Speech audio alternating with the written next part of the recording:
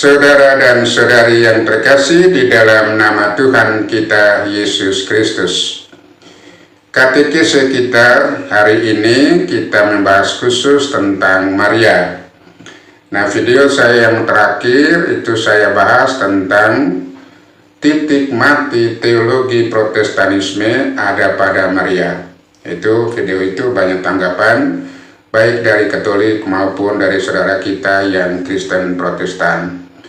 Dan juga ada video saya beberapa hari atau seminggu yang lalu, saya menanggapi video Dr. Deki Ngadas yang membahas tentang Maria melahirkan tetapi tidak melahirkan. Saya tanggapi itu, dan dalam video itu saya menyampaikan permintaan atau permohonan kepada saudara kita yang Protestan, berhenti Anda menyerang Maria. Kalau Anda menyerang Maria, yang kena adalah Yesus. Ya, itu dalam video itu. Saya menyatakan berhenti mulai sekarang, berhenti menyerang Maria. Kalau kamu menyerang Maria, pasti yang kena adalah Yesus. Dan itu sudah terbukti. Ya. Dalam video-video dalam penjelasan itu, kalau menyerang Maria, pasti yang kena adalah Yesus. Itu. Nah, dalam video ini mengapa saya membuat tema lagi tentang Maria? Itu karena ada video yang saya nonton, video itu penjelasan seorang pendeta, namanya pendeta Mel Atok. Dia menyatakan bahwa semua orang berdosa, maka Maria juga orang berdosa yang penuh juru selamat. Itu pernyataan pendeta Mel Atok ini secara logika memang masuk akal, tetapi kita perlu membahas lebih mendalam, kita kaji lebih mendalam pernyataan itu. Nah, kalau Maria tidak diakui kesuciannya, nah sekarang kita perhatikan baik-baik. Wilayah geografis di mana Yesus hidup, di mana Yesus berada, tempat itu diakui sebagai tanah suci. Tanah di mana Yesus injak, Yesus hidup bersama dengan masyarakat di situ, itu diakui sebagai tanah suci. Maka saudara kita yang Protestan juga berziarah ke tempat itu, tempat-tempat di mana Yesus hidup, dikata diakui bahwa itu tanah suci. Nah, kalau tanah yang diinjak oleh Yesus, yang Yesus hidup, diakui sebagai tanah suci, secara teologis Anda menerima dan tidak pernah keberatan. Mengapa tubuh Maria yang mengandung dan melahirkan, Maria membesarkan, kasih makan, menyusui, Anda menyatakan Maria pribadi yang berdosa? Ya, inilah yang perlu kita bahas dalam katekese ini. Tema katekese kita hari ini saya memberi judul Tanah Suci Diakui, Rahim Suci Dipersoalkan. Tinjauan eklesiologis dan inkarnasional. Saya ulangi lagi tema katekese kita hari ini. Tanah suci diakui, rahim suci dipersoalkan. Tinjauan eklesiologis dan inkarnasional. Oke, kita mulai pembahasannya. Dalam tradisi kekristenan arus utama, istilah tanah suci diterima secara luas untuk menunjukkan wilayah geografis yang pernah diinjak, yang pernah dihidupi, dan dilayani oleh Yesus Kristus. Pengakuan ini melintasi batas denominasi dan relatif tidak dipersoalkan secara teologis. Tidak ada yang protes, yang mempersoalkan tanah itu tanah suci. Ya. Maka banyak sekali dari saudara kita yang Kristen Protestan pergi ziarah ke sana, ke tanah-tanah yang dikatakan tanah suci. Tanah diakui sebagai tanah suci karena apa? Karena Yesus pernah hidup, pernah tinggal di tanah itu. Wilayah geografis di mana Yesus hidup diakui, diterima sebagai tanah suci. Tetapi mengapa Maria yang mengandung, melahirkan, membesarkan, menyusui, dikatakan pribadi yang berdosa sama seperti manusia yang lain? Ya, saya ulangi lagi. Pengakuan ini melintasi batas denominasi dan relatif tidak dipersoalkan secara teologis. Namun paradoks ini muncul ketika tubuh Maria, khususnya rahim yang mengandung, melahirkan dan membesarkan Yesus, dipersoalkan kesuciannya, bahkan direduksi sebagai pribadi berdosa biasa. Tolong pikir baik-baik, ya. Pikir baik-baik, saudara kita, saudara-saudara kami yang terpisah. Ya. Dalam katekese ini bertujuan menelaah paradoks tersebut melalui dua lensa utama, yaitu teologi inkarnasi dan eklesiologi, untuk menilai konsistensi iman Kristen dalam memahami kekudusan, rahmat, dan pilihan Allah dalam sejarah keselamatan. Poin pertama, tanah suci sebagai kategori inkarnasional. Penyebutan tanah suci atau yang lazim disebut Terra Santa tidak berangkat dari nilai intriksi dari tanah itu sendiri, melainkan dari kehadiran Allah yang berinkarnasi. Dalam kerangka biblis, konsep ini memiliki akar kuat, misalnya dalam peristiwa Musa di semak menyala. Baca Keluaran 3 ayat 5, di mana tanah menjadi kudus karena kehadiran Allah. Paham baik-baik ini, ya.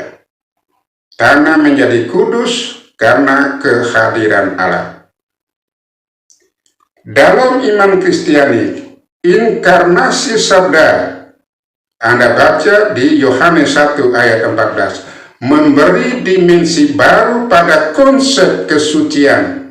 Allah tidak hanya hadir secara simbolik, tetapi secara historis, jasmani, dan konkret. Oleh karena itu, tanah Palestina disebut kudus karena telah menjadi ruang sejarah inkarnasi, bukan karena sifat metafisik tanah itu sendiri. Pengakuan ini menunjukkan bahwa kekristenan secara implisit menganut teologi ruang. Ruang dapat dikuduskan oleh kehadiran Allah. Jadi tolong saudara-saudara kami yang terpisah, ya, dipahami baik-baik. Ya. Maka saya menyatakan, berhenti menyerang Maria. Kalau Anda menyerang Maria, yang kena Yesus. Itu. Oke, poin kedua.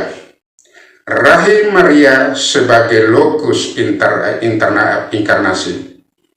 Lokus itu tempat. Ya, saya baca ulang lagi poin kedua. Rahim Maria sebagai lokus inkarnasi atau tempat inkarnasi. Jika tanah yang diinjak Yesus disebut suci, saya ulangi lagi supaya paham. Jika tanah yang diinjak Yesus disebut suci, maka secara teologis rahim Maria memiliki makna jauh lebih mendalam. Ya, saya ulangi lagi supaya paham. Jika tanah yang diinjak Yesus disebut suci, Anda tidak keberatan disebut suci, maka secara teologis rahim Maria memiliki makna yang jauh lebih mendalam. Inkarnasi tidak semata-mata terjadi di tanah, melainkan di dalam tubuh seorang perempuan.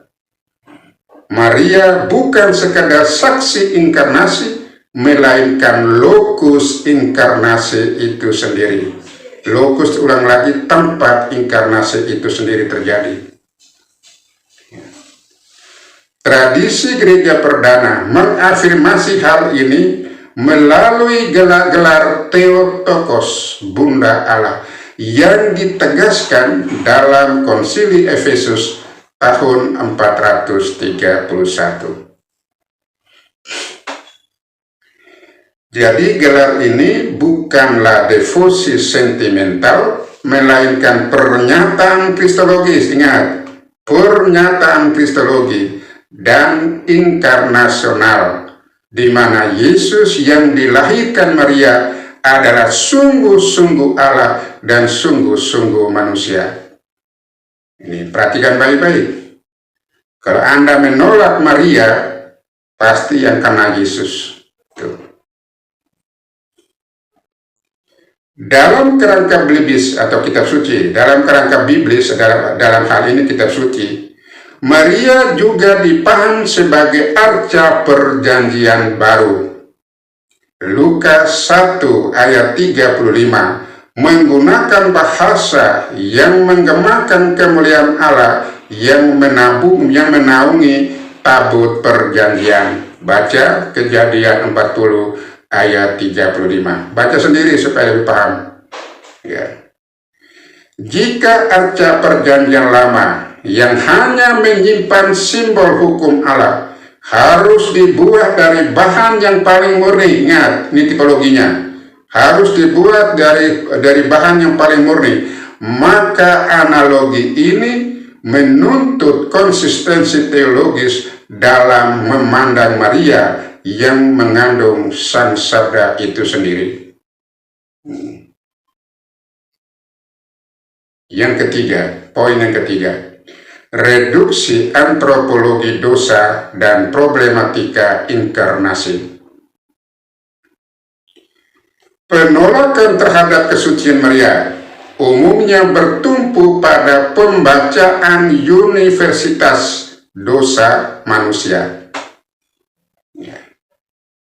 Itu bertolak dari surat Paulus kepada jemaat di Roma bab 3 ayat 23 yang menyatakan begini, karena semua orang telah berbuat dosa dan telah kehilangan kemuliaan Allah. Dan ini yang dipakai oleh pendeta Mel Atok gitu. Karena semua orang berdosa, maka kesimpulannya Maria berdosa.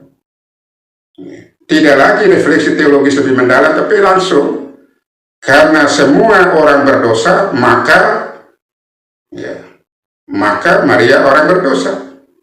Itu kesimpulan dangkal. Memang secara logika benar, tapi secara teologis harus direfleksi lebih mendalam secara teologis. Ya, oke, kita kembali ke sini. Namun secara hermeneutis, ayat ini bersifat generik, bukan pengecualian mutlak. Kitab suci sendiri mengenal individu-individu yang dikuduskan secara khusus oleh rahmat Allah sendiri. Perhatikan.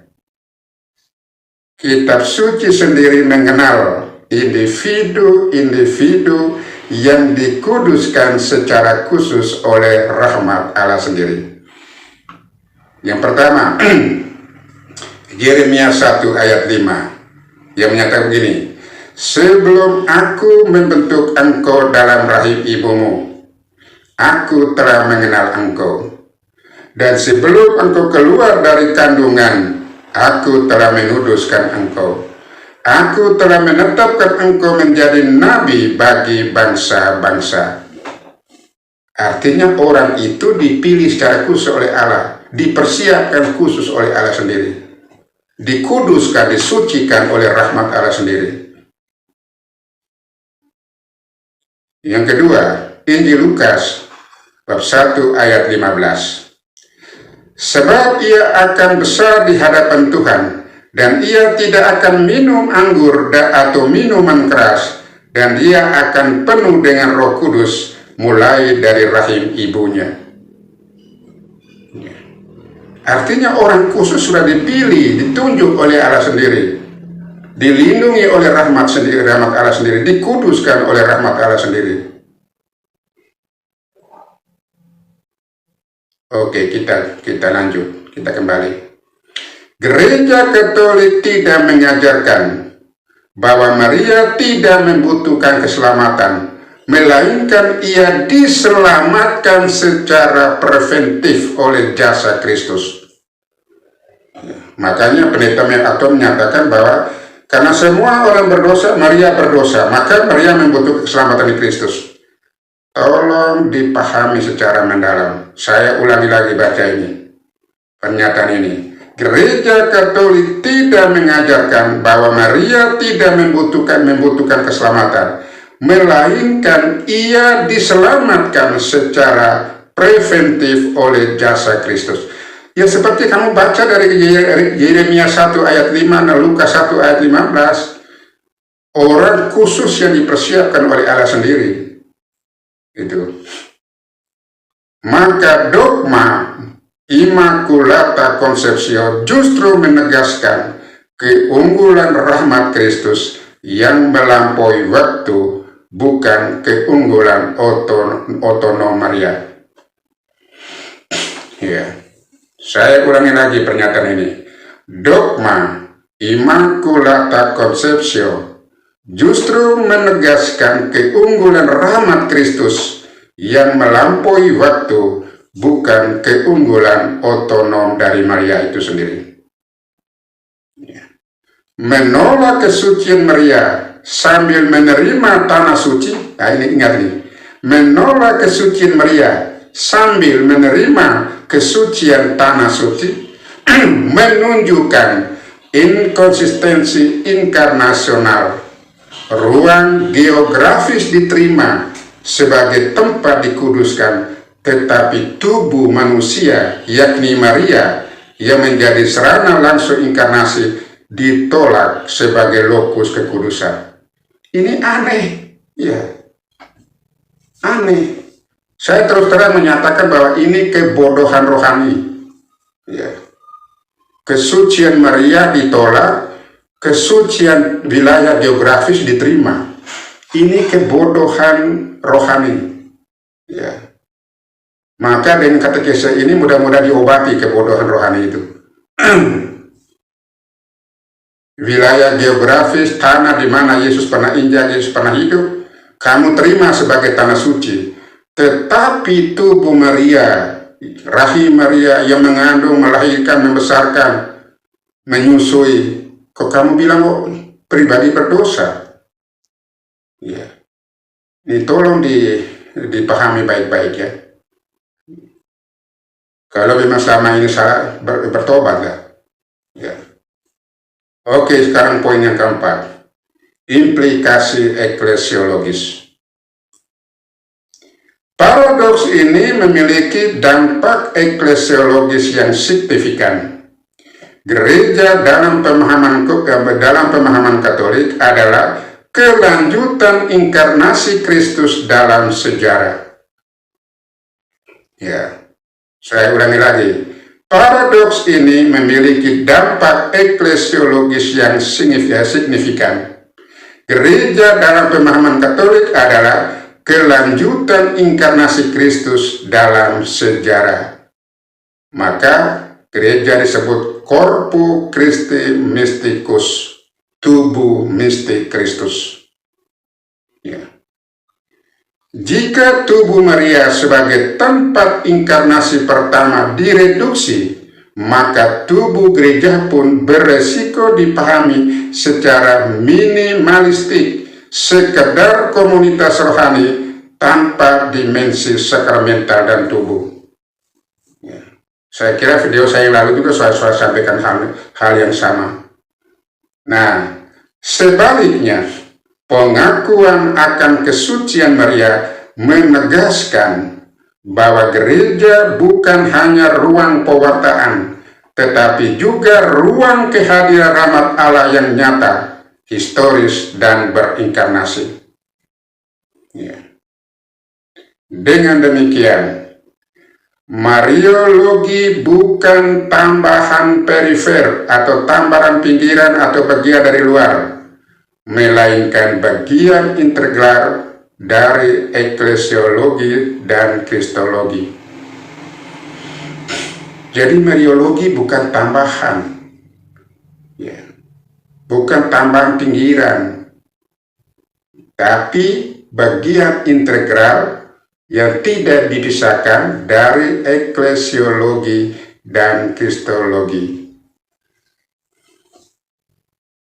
Oke, sobat Bapak Ibu saudara-saudari, dari penjelasan di atas maka kita masuk poin yang kelima adalah kesimpulan. Poin kelima, kesimpulan. Pengakuan terhadap tanah suci dan penolakan terhadap rahmat suci bukanlah sekedar perbedaan devosi, melainkan persoalan konsistensi teologi inkarnasi dan eklesiologi. Dipaham baik-baik. Jika Allah berkenan menguduskan tanah yang diinjaknya, maka secara teologis lebih masuk akal bahwa ia terlebih dahulu menguduskan pribadi yang dipilihnya untuk menjadi tempat inkarnasi. Dalam hal ini tubuh Maria, pribadi Maria. Dalam terang iman inkarnasional, Maria tidak dimuliakan yang terlepas dari Kristus, melainkan menjadi tanda bahwa rahmat Allah bekerja secara konkret dalam tubuh, sejarah, dan kemanusiaan. Menolak ini berarti mereduksi inkarnasi menjadi peristiwa simbolik, bukan realitas keselamatan yang sungguh-sungguh menjamah daging manusia. Nah, hati-hati menolak ya. Hati-hati menolak Maria. Saya ulang lagi. Menolak hal ini artinya kesucian Maria. Berarti mereduksi inkarnasi menjadi peristiwa simbolik, bukan realitas keselamatan yang sungguh-sungguh menjamah daging manusia. Semoga Tuhan memberkati kita semua. Amin.